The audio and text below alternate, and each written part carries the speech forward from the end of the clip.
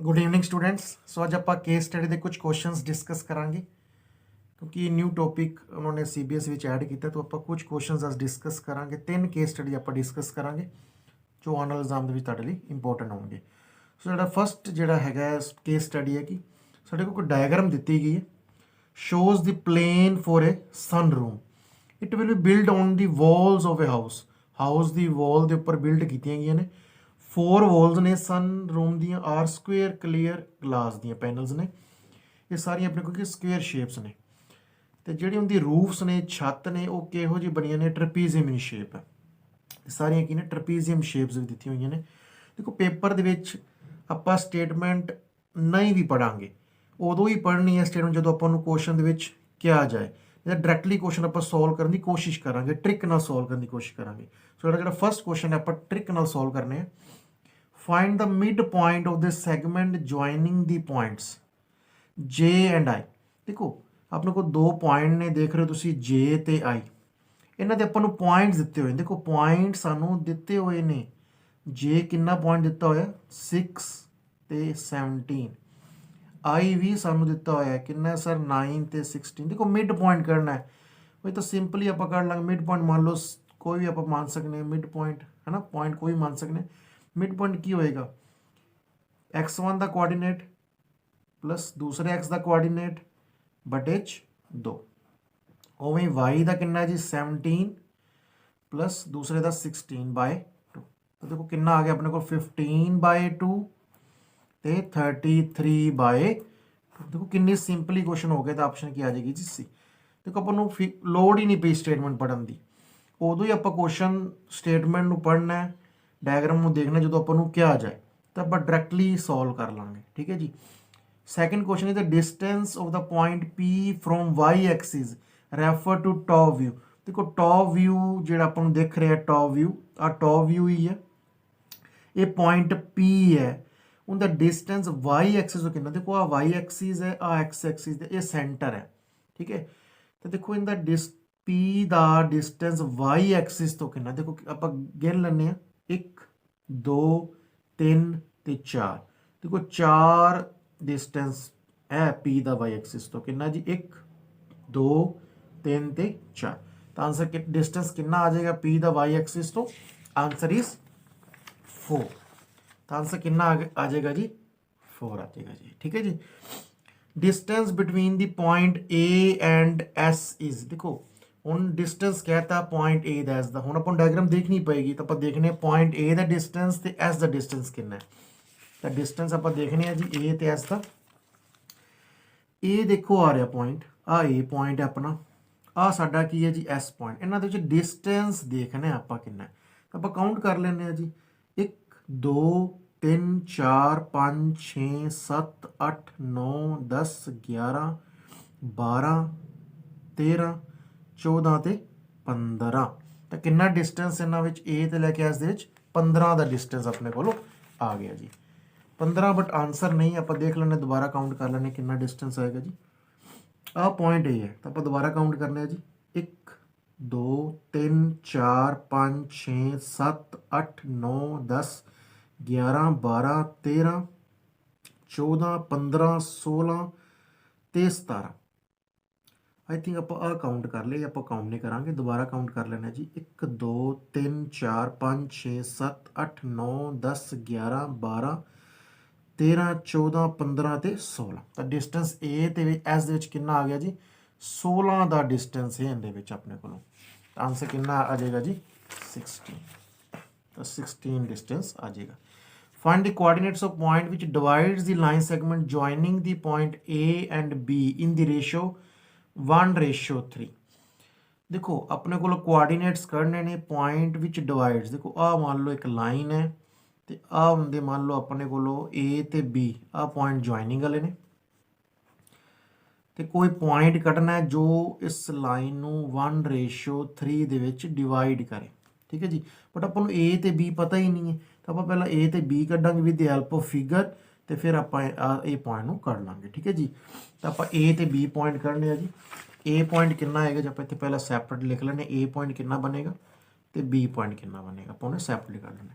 देखो आ point A reason तो चले A कितना है जी 1 ए पॉइंट करना है बट एक्स एक्सिस कितना चले जी 1 वाई एक्सिस कितना चलो काउंट कर लेना 1 2 3 4 5 6 7 8 तो कितना आ जाएगा जी 8 आ जाएगा जी। ठीक है जी हमें बी देखो कितना आएगा जी 1 2 3 4 ते 5 ठीक है जी एक्सिस कितना चले 5 वाई एक्सिस कितना चले जी वो आप काउंट कर लेने जी 1 2 3 4 5 6 7 8 9 ते 10 आ पॉइंट है जी बी अपना आ पॉइंट तुम देख रहे हो ध्यान नाल कितना जी 10। ठीक है जी तो ए कितना आ जाएगा जी आ गया जी अपना 1 ते 8 ਤੇ b ਕਿੰਨਾ ਆ ਗਿਆ ਜੀ ਆਪਣੇ ਕੋਲ 5 ਤੇ 10 ਤਾਂ ਆਪਾਂ ਇਹਦੇ ਵਿੱਚ ਕੀ ਕਰਨਾ ਜੀ ਡਿਸਟੈਂਸ ਫਾਈਂਡ ਕਰਨਾ ਤਾਂ ਆਪਾਂ ਸੈਪਰੇਟ ਸ਼ੀਟਸ ਤੇ ਫਾਈਂਡ ਕਰ ਲੈਣੇ ਜੀ with the help of section formula ਆਪਣੇ ਕੋਲ a ਕਿੰਨਾ ਆਇਆ ਜੀ ਉਹਨੇ ਆਪਾਂ ਫਾਈਂਡ ਕੀਤਾ a ਕਿੰਨਾ ਹੈ ਜੀ 1 ਤੇ 5 ਤੇ b ਕਿੰਨਾ ਆਪਣੇ ਕੋਲ 5 ਤੇ 10 आई थिंक ये 1 ਤੇ 8 ठीक है जी किन्नी रेशो च डिवाइड कर रहे 1:3 ये पॉइंट आप कटना है तो सैक्शन फार्मूला की कहता अपने को ये पहले 1 ਨੂੰ ये ਜਿਹੜੇ अपने को के ਮੰਨੀ ਦਾ ਇਹਨੂੰ ਪਹਿਲਾਂ ਇਹਦੇ ਨਾਲ प्लस फिर दूसरा ਜਿਹੜਾ अपने को डिवाइड कर रहा 3 ਉਹਨੂੰ x1 ਨਾਲ ਬਟੇ ਦੇ ਵਿੱਚ ਆ ਦੋਨੇ ਰੇਸ਼ੋ ਨੂੰ ਐਡ ਕਰ ਦੇਣਾ ਤੇ y ਵਾਲਾ ਕਿਵੇਂ ਫਾਈਂਡ ਕਰਾਂਗੇ 1 into y2 प्लस रेशो दूसरी वाली नाल y1 नीचे रेशो में ऐड कर देना जी। ठीक है जी ये कितना आ गया 5 ते 3 8 8/4 10 ते 20 आई थिंक 34 आ गया तो कितना आ जाएगा जी अपने को 2 ते 8.5 ठीक है जी तो कितना आ गया आंसर जी 2 ते 8.5। If a point xy is equidistant from the q and s देखो equidistant है मान लो कि आ पॉइंट कितना है जी साडे कोलो q है 9 ते 8 आ साडा कितना है जी s पॉइंट है कितना जी 17 ते 18 आ पॉइंट है जो एक्स वाई है कि इक्विडिस्टेंस है मतलब मैं t ये कि q तो भी ओना है ते s तो भी ओना है सर तो इक्विडिस्टेंस मतलब q t is equal to t S मतलब कि x minus 9 plus y minus 8 का square under root distance formula आप लगा रहे हैं उमें टी एस का x2 minus y x1 plus y2 minus y1 का स्केयर अंडर रूट। ठीक है जी आप सैपरेट शीट से दोबारा कर लेने जी 5th पार्ट है जी अपने को की है जी x minus 9 square plus y minus 8 का स्केयर अंडर रूट जो अपने फाइंड कर चुके हैं 17 माइनस x का स्केयर प्लस 8 माइनस y का square under root squaring both sides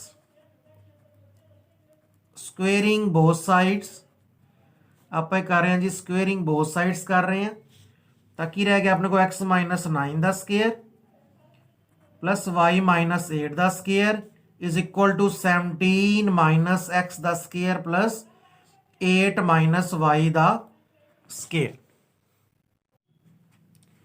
हाँ जी स्केयर आप ओपन करने हैं जी x स्केयर y स्केयर इधर भी x स्केयर आएगा y स्केयर कट्टे आ जाएगा पर लिखते ही नहीं 81 आ जाएगा जी माइनस 18x वाई स्केयर तो आप कट करता 8 का square 64 minus 2ab means 16y 17 का 289 x स्केयर आएगा वो x स्केयर इधर कटिया गया माइनस 34x 64 y स्केयर इधर बनेगा अपना कटिया गया माइनस 16y ये भी अपना कट हो गया। ठीक है जी आ अपने को इधर आ कितना हो जाएगा जी माइनस 18x प्लस दे 34x 81 ते 64 आप प्लस कर देंगे तो इक्वल टू 289 ਤੇ 64 ਆਪਾਂ ਪਲੱਸ ਕਰਨਾ, ਬਾਕੀ ਆਪਣਾ ਉਧਰ ਆਪਾਂ ਲੈ ਗਏ ਸੀ, ਤਾਂ ਕਿੰਨਾ ਬਣ ਗਿਆ ਜੀ 16x ਪਲੱਸ 81 ਤੇ ਆਪਾਂ 64 ਨੂੰ ਐਡ ਕਰ ਲੈਂਦੇ ਆ ਜੀ, 64 ਤੇ 64 ਵੀ ਕੱਟੇ ਗਏ, ਠੀਕ ਹੈ ਜੀ। ਹੁਣ ਇੱਧਰ ਆਏਗਾ 81 ਮਾਈਨਸ 289 ਇਕੁਅਲ ਟੂ 0, ਤਾਂ 16x ਮਾਈਨਸ ਦੇ ਆਪਣੇ ਕੋਲ ਆਏਗਾ 208 ਇਕੁਅਲ ਟੂ 0, ਠੀਕ ਹੈ ਜੀ।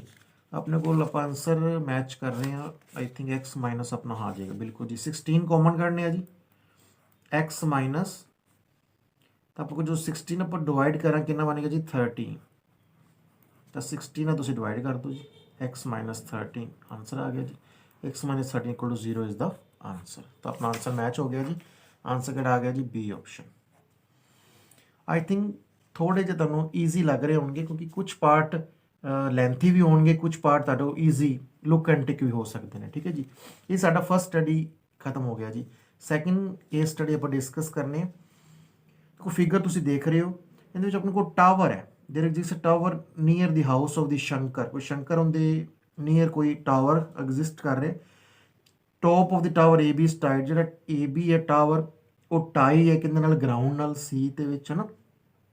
It is tie with string ਨਾ ਕੋਈ ਨਾਲ ਅਟੈਚਡ ਹੈਗਾ ਸਪੋਰਟ ਨਾਲ। One day Shankar try to measure ਦੀ, ਇੱਕ ਦਿਨ ਸ਼ੰਕਰ ਨੇ ਕਿਤੇ ਟਰਾਈ ਕੀਤਾ ਮੇਜਰ ਦੀ ਲੌਂਗੈਸਟ ਵਾਇਰ ਏਸੀ ਨੂੰ ਮੇਜਰ ਕਰਨ ਦੀ ਕੋਸ਼ਿਸ਼ ਕੀਤੀ ਬਾਈ ਯੂਜ਼ਿੰਗ ਹਾਈਪੋਟੇਨਿਊਜ਼। ਦੇਖੋ ਹਾਈਪੋਟੇਨਿਊਜ਼ ਦੇ ਵਿੱਚ ਆਪਣੇ ਕੀ ਹੁੰਦਾ ਹੈ, ਹਾਈਪੋਟੇਨਿਊਜ਼ ਦਾ square equal to base square plus perpendicular square, ਆਹੀ ਹੁੰਦਾ ਆਪਣੇ ਕੋਲ। ਹਾਈਪੋਟੇਨਿਊਜ਼ ਮੈਂ ਆਪਣਾ ਰਫ ਸ਼ੀਟ ਦੁਬਾਰਾ ਕਰ ਲੈਂਦੇ ਆਪਾਂ ਜੀ। ਕੀ ਹੁੰਦਾ ਜੀ ਆਪਣੇ ਕੋਲ ਹਾਈਪੋਟੇਨਿਊਜ਼ ਦਾ square equal to base square plus perpendicular का स्केयर, ठीक है जी।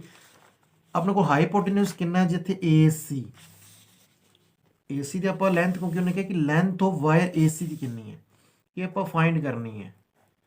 बेस अपना कितना है जी BC, उन्हें कहा कि take BC is equal to 60 feet, तो AB कितना दिता जी अपन 80, तो बेस कितना है जी अपने को 60 का स्केयर, तो परपेंडिकुलर कितना अपने को दिता है AB कितना दिता है जी 80 का स्केयर। देखो सिंपली आप ऐड कर लांगे इन्हों, ये बनेगा जी 3600 प्लस ये बनेगा जी 6400, ये आई थिंक बन जाएगा 10,000, ठीक है जी। तो जो आप AC का स्केयर अंडर रूट लाँगे, अंडर रूट लिया जाए कितना आ जाएगा जी अपने को 100 आ जाएगा, ठीक है जी। तो आंसर कितना आ गया जी 100 फीट। तो जस्ट आप perpendicular square equal to base square plus perpendicular square पर लगा दो। सेकंड पार्ट जी, what is the area of triangle ABC। देखो ट्रायंगल ABC, आ ट्रायंगल ABC का की एरिया बनेगा। देखो मैं एक आप जो शॉर्ट च बनाइए तो फिगर इस प्रकार है ABC ना, इनकी अपन पूछे एरिया ABC का एरिया कितना आएगा है ना। तो बेस अपना कितना है जी 60 फीट, परपेंडिकुलर कितना दिता जी अपन 80, तो अपन पता है कि एरिया ऑफ ट्रायंगल की होंगे, एरिया ऑफ ट्रायंगल ABC की बनेगा अपने को half into base into height, तो बेस कितना जी अपने को आ बेस हो गया जिथे परपेंडिकुलर आके हाइट टच होगी वो साडा की हो जाता है बेस, मीनस बेस कितना जी साडा को 60 तो हाइट कितनी है जी 80, एक कट हो जाएगा जी। तो 6 इंटू 4 24 नाल तो 0 से आंसर आ गया जी 2400 फीट स्केयर, क्योंकि एरिया है तो इस करके आंसर क्या आ गया जी ए ऑप्शन, ठीक है। आई थिंक सिंपल लग रहा होगा। What is the length of wire PC, साढ़े को लेंथ PC वायर की कितनी है। देखो फिगर देखिए तो लेंथ ऑफ PC आ लेंथ पूछ रहा साढ़े को PC की लेंथ कितनी है। देखो ये लेंथ PC पूछ रहे मीनस छोटा हाइपोटेन्यूज पूछ रहा है, तो अपने को बेस कितना है जी 20, अगर ये 20 है तो भी 20 होएगा है ना, अगर आ 15 है तो भी 15 है ना, एक तरह की स्क्वेयर शेप है अपने को। देखो इनकी अपने को सिंपली आ जाएगी हाइपोटेन्यूज लग जाएगा, हाइपोटेन्यूज की लगेगा जी ये आप फाइंड करना मीनस PC का स्केयर इक्वल टू OC का स्केयर प्लस ओ दा स्केयर। ठीक है जी, ओ सी कितना है जी अपने को 20 दा स्केयर प्लस पी ओ कितना है जी अपने को 15 दा स्केयर, ये बन गया अपने को 400, ये बन गया 225, ये बन गया 625। ਜਦੋਂ ਆਪਾਂ ਸਕੁਅਰ ਮੂਵ ਕਰਾਂਗੇ ਇੱਥੇ ਕੀ ਆ ਜਾਏਗਾ ਜੀ ਅੰਡਰ ਰੂਟ, ਮੀਨਸ PC ਕਿੰਨਾ ਬਣ ਜਾਏਗਾ ਜੀ 25 ਫੀਟ। ਤਾਂ ਜਸਟ ਆਪਾਂ ਹਾਈਪੋਟੇਨਿਊਜ਼ ਹੀ ਲਗਾਇਆ, ਕਿੰਨਾ ਆ ਗਿਆ ਜੀ 25 ਫੀਟ ਆ ਗਿਆ ਜੀ। ਠੀਕ ਹੈ ਜੀ, ਆਨਸਰ ਕਿੰਨਾ ਆ ਗਿਆ ਜੀ 25 feet. What is the length of hypotenuse in triangle ABC। ਦੇਖੋ ਹੁਣੇ ਤਾਂ ਆਪਾਂ ਫਾਈਂਡ ਕੀਤੀ ਹੈ, ਲੈਂਥ ਹੀ ਸੀ ਹਾਈਪੋਟੇਨਿਊਜ਼ ਦੀ ਕਿੰਨੀ ਆਈ ਸੀ ਆਪਣੇ ਕੋਲੋਂ, ਹੁਣੇ ਆਪਾਂ ਫਾਈਂਡ ਕਰੀ ਸੀ, ਇਹ ਲੈਂਥ ਹੀ ਸੀ AC ਦੀ ਕਿੰਨੀ ਆਈ ਸੀ ਆਪਣੇ ਕੋਲੋਂ 100 ਫੀਟ। ठीक है जी, आंसर कितना आ गया जी 100 feet. What is the area of triangle POC। देखो अपने ट्रायंगल छोटी कंसीडर करी से आप लेंथ की सी PC फाइंड है ना, तो वही जस्ट पूछ रहा कि POC का एरिया कितना आएगा। ठीक है जी, OC कितना सी अपने को हुणे आप देख लें जी, ये 20 सी ते 15 है, मीनस आ 20 सी ते ये कितना जी 15, ये 15 फीट है। उन्हें पूछे एरिया, तो एरिया की होएगा जी हाफ, बेस वो होएगा जिते हाइट आके टच कर दी, आ हाइट कितने टच करी बेस ते, ये हो गया जी बेस, तो बेस कितना जी 20 ते 15 हो गया इनकी हाइट, कट हो गया जी कितना आ गया जी 150 फीट। तो स्केयर आएगा क्योंकि एरिया, एरिया किंदा एरिया सर POC का एरिया, ट्रायंगल POC, तो कितना आ गया आंसर जी 150 फीट का स्केयर। ठीक है जी, ये सी साडी second case study. Third case study आप डिस्कस करने 1000 मीटर हॉर्स रेस है। ठीक है जी, stopwatch was used to find the time that is take took a group of jockey to run 1000 metre race, है ना, कि कितना टाइम लगे, मीन्स अगर देखिए 0 तो 20 सेकंड लगे 8 पार्टिसिपेंट में। ठीक है, उवें 20 to 40 सेकंड्स लगे 10 पार्टिसिपेंट में। ठीक है, टाइम लग गया टू रन 1000 मीटर, ये टाइम दस्या गया सारा किन्ने पार्टिसिपेंट कितना टाइम लग गया है ना रन करन लग गया। तो आप क्वेश्चंस देखने की कह रहे हैं, क्वेश्चंस अपने को पहला क्वेश्चंस की पूछ रहे, estimate the mean time taken by jockey to finish the race, means कितना मीन टाइम यूज किया जॉकी ने रेस ਨੂੰ फिनिश करने वास्ते। ठीक है जी, तो फर्स्ट क्वेश्चन ਤੇ मीन पूछा गया, तो मीन देखो ਆਪਾਂ ਨੂੰ ਕਿਹਾ ਤਾਂ ਗਿਆ, बट ਇਹਦੇ ਵਿੱਚ ਆਪਣੇ ਕੋਲ ਇੰਟਰਵਲਸ ਨੇ, ਇੰਟਰਵਲਸ ਨੇ, ਇੱਥੋਂ ਆਪਾਂ ਕੀ ਕਰ ਲਾਂਗੇ x1 ਫਾਈਂਡ ਕਰ ਲਾਂਗੇ, ਇੱਥੋਂ ਆਪਣੇ ਕੋਲ f1 ਨੇ। ਠੀਕ ਹੈ ਜੀ, ਤਾਂ ਆਪਣੇ ਕੋਲ ਮੀਨ ਦਾ ਫਾਰਮੂਲਾ ਕੀ ਹੁੰਦਾ ਜੀ, ਮੀਨ ਦਾ ਫਾਰਮੂਲਾ ਆਪਾਂ ਕੀਤਾ ਹੀ ਹੋਇਆ, ਕੀ ਹੁੰਦਾ ਜੀ ਸਮੇਸ਼ਨ xi fi ਬਟੇ ਦੇ ਵਿੱਚ ਸਮੇਸ਼ਨ fi। ठीक है जी, आई अप्रोच करेगा 1 ਤੋਂ ਲੈ ਕੇ ਜਿੰਨੇ ਆਪਣੇ ਕੋਲ ਹੈਗੇ ਨੇ ਨਾ। ਤਾਂ ਦੇਖੋ ਇਹਦੇ ਵਿੱਚ ਆਪਾਂ ਜੇ ਪਹਿਲੀ ਗੱਲ ਕਰੀਏ, ਆਪਾਂ ਫਾਰਮੂਲਾ ਬਾਅਦ ਵਿੱਚ ਅਪਲਾਈ ਕਰਨਾ, ਪਹਿਲਾਂ ਆਪਾਂ ਫਾਈਂਡ ਕਰ ਲਈਏ ਕਿ ਆਪਣੇ ਕੋਲੋਂ ਇੰਟਰਵਲਸ ਕਿਹੜੇ ਕਿਹੜੇ ਨੇ। ਇੰਟਰਵਲਸ ਪਹਿਲੀ ਆਪਣੇ ਕੋਲ ਗੱਲ ਹੋਈ 0 ਤੋਂ 20, ਫਿਰ ਆਪਣੇ ਕੋਲ ਇੰਟਰਵਲ ਦੀ ਗੱਲ ਹੋਈ ਹੈ 20 to 40, 40 to 60, 60 to 80, I think 80 तक, हाँ 100 तक नहीं, 60 to 80, फिर अपने को आएगा 80 तो 100। तो आप मीन फाइंड करना है, शॉर्टकट अपन को होएगा नहीं कोई भी, आप सिंपली थोड़ी तेज़ स्पीड अप कर सकते हैं, मैं थोड़ा हौली कराऊंगा तुहानू समझाने लिए। तो XI इतों किन्ने फाइंड हो जाएंगे, देखो XI क्या फाइंड करांगे 0 + 20 बटा 2 कितना आ जाएगा जी 10, उवें अपन दोनों ऐड करांगे बटा 2 30 आ जाएगा, उवें दोनों ऐड किया 100 100 बटा 2 50 70 आ जाएगा जी, तो 80 + 100 180 बटा 2 90। उवें अपन F5 भी दिता हुआ है, की दिता F5 पहला दिता 8 10 13, फिर दिता अपने को 6 ते 3। देखो जस्ट अपन मल्टीप्लाई करना है, तो फिर F5 समेशन मतलब F5 सारे F5 ऐड कर देना, तो अपन नाल ही मल्टीप्लाई करते रहने। XI FI किमें आएगा जी, देखो 10 × 8 80, 300 650, इन्हों पर मल्टीप्लाई करेंगे तो 420, इन्हों पर मल्टीप्लाई करेंगे तो 270। ठीक है जी, जस्ट आप समेशन मतलब सारी एंट्रीज की कर देना जी ऐड, तो 80 + 300 + 650 + 420 + 270। ठीक है जी, ਤੇ ਨੀਚੇ ਆਪਣੇ ਕੋਲ ਸਾਰੀ FIs ਨੂੰ ਐਡ ਕਰ ਦੇਣਾ ਹੈ। ਕਿੰਨਾ ਬਣੇਗਾ 18 18 ਤੇ 31 31 ਤੇ 37 37 ਤੇ 40 ਟੋਟਲ ਬਣ ਜਾਏਗਾ ਜੀ 40। ਠੀਕ ਹੈ ਜੀ। ਦੇਖੋ ਆਪਾਂ ਜਦੋਂ ਐਡ ਕਰਾਂਗੇ ਕਿੰਨਾ ਬਣੇਗਾ ਜੀ 80 ਤੇ 380 ਇਹ ਬਣ ਜਾਏਗਾ 380 380 प्लस 650 प्लस 420 प्लस 270 ਬਟੇ 'ਚ ਆਪਣੇ ਕਿੰਨਾ ਜੀ 40। ਜਦੋਂ ਆਪਾਂ ਇਹਨੂੰ ਐਡ ਕਰਾਂਗੇ ਕਿੰਨਾ ਬਣ ਜਾਏਗਾ ਜੀ 800 800 प्लस 650 ਤੇ 270 ਕਿੰਨਾ ਬਣੇਗਾ ਜੀ ਆਪਣੇ ਕੋਲ 920 920 ਬਾਈ 40। ਆਪਾਂ ਜਦੋਂ ਇਹਨੂੰ ਐਡ ਕਰਾਂਗੇ ਕਿੰਨਾ ਬਣ ਜਾਏਗਾ ਜੀ 9 9 ਤੋਂ ਆਪਾਂ ਕਰਕੇ ਦੇਖ ਲੈਂਦੇ ਹਾਂ 920 ਤੇ 800 ਨੂੰ ਆਪਾਂ ਐਡ ਕਰ ਲੈਂਦੇ ਹਾਂ ਜੀ 027 ਹੈ ਨਾ ਤਾਂ 1720 ਬਟਾ 40 ਇੱਕ 0 ਨੂੰ ਇੱਕ 0 ਕੱਟ। ਫਿਰ ਆਪਾਂ 4 ਨੂੰ ਡਿਵਾਈਡ ਕਰਾਂਗੇ 172 ਨਾਲ ਤਾਂ ਪਹਿਲਾਂ ਆਪਾਂ 4 ਤੇ ਕਰਾਂਗੇ ਜੀ 1 ਤੇ ਕਿੰਨਾ ਆ ਜਾਏਗਾ ਜੀ 43 ਤਾਂ ਆਪਣੇ ਕੋਲ ਮੀਨ ਕਿੰਨਾ ਆ ਗਿਆ ਜੀ 43। ਠੀਕ ਹੈ ਜੀ ਤਾਂ ਆਪਣੇ ਕੋਲ ਆਨਸਰ ਹੋਏਗਾ ਜੀ ਕਿੰਨਾ ਆ ਗਿਆ ਜੀ 43 ਤਾਂ 43 ਆਪਣੇ ਕੋਲ ਕੀ ਆ ਗਿਆ ਜੀ ਮੀਨ ਆ ਗਿਆ ਜੀ। ਠੀਕ ਹੈ ਜੀ। What will be the upper limit of the modal class. ਠੀਕ ਹੈ ਜੀ ਅਪਰ ਲਿਮਿਟ ਪੁੱਛ ਰਿਹਾ। ਦੇਖੋ ਆਹੀ ਆਪਣੇ ਕੋਲ ਵੈਲਿਊਜ਼ ਦਿੱਤੀਆਂ ਹੋਈਆਂ ਸੀ। ਮੋਡਲ ਕਲਾਸ ਹੋਏਗੀ ਹਾਈਐਸਟ ਫ੍ਰੀਕੁਐਂਸੀ ਵਾਲੀ। ਹਾਈਐਸਟ ਫ੍ਰੀਕੁਐਂਸੀ ਵਾਲੀ ਪੁੱਛ ਰਿਹਾ ਮਤਲਬ ਕਿ ਜਿੱਥੇ ਜ਼ਿਆਦਾ ਫ੍ਰੀਕੁਐਂਸੀ ਹੋਏਗੀ। ਆਹ ਸਾਡੀ ਕੀ ਹੋ ਗਈ ਜੀ ਮੋਡਲ ਕਲਾਸ। ਹਾਈਐਸਟ ਫ੍ਰੀਕੁਐਂਸੀ ਹੈ ਕਿਉਂਕਿ ਇਹ ਸਾਡੀ ਕੀ ਹੋ ਗਈ ਜੀ ਮੋਡਲ ਕਲਾਸ। ਠੀਕ ਹੈ ਜੀ।